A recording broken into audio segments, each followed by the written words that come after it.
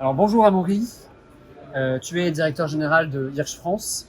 Est-ce que tu peux nous parler un peu des ambitions de l'entreprise pour cette fin d'année et pour 2022? Donc pour cette fin d'année, pour 2022, alors à court terme, un objectif premier, c'est évidemment en ces temps de pénurie, d'arriver à tout faire pour assurer le meilleur service client justement auprès de nos clients.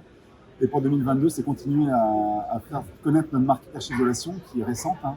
Elle a moins de 2 ans sur le marché français. Et donc notre objectif, c'est vraiment d'arriver à être perçu comme la référence de l'isolation polystyrène en France d'ici 2022. Super, merci. Alors tu es à la fois directeur général de Hirsch France, mais tu es aussi président de l'APIPEB, qui est l'association française de l'isolation en polystyrène expansé pour le bâtiment. Est-ce que tu peux nous parler du coup des avantages du polystyrène expansé? Alors c'est très simple, hein. Le polystyrène, c'est le meilleur matériau isolant en termes de compromis, performance thermique, coût, impact environnemental et 100% recyclable. Donc tout ça mis ensemble fait que l'AFIPEB a pour vocation à faire encore plus connaître et tout faire pour que le polystyrène soit prescrit dans l'isolation du bâtiment. Alors en lien un peu avec tout ça, on parle beaucoup de la RE 2020 en ce moment, la REP. C'est vrai que le bâtiment fait face à des enjeux capitaux en ce moment. Comment Hirsch France se prépare-t-elle à ces évolutions?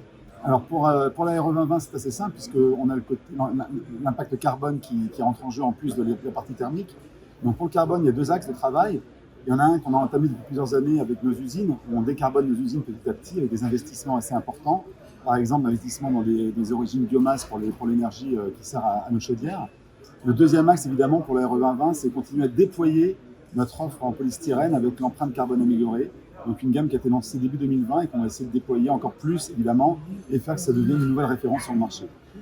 Et concernant la REP, puisque c'est le deuxième gros enjeu 2020, la REP, évidemment, on va évidemment respecter la loi, mais ce qu'on va faire pour cela, c'est qu'on va mettre encore plus en avant et tâcher de développer plus encore notre filière recyclage, donc, qui s'appelle Hirsch Reuse, qu'on a remis à jour cette année pour plus de simplicité et d'efficacité.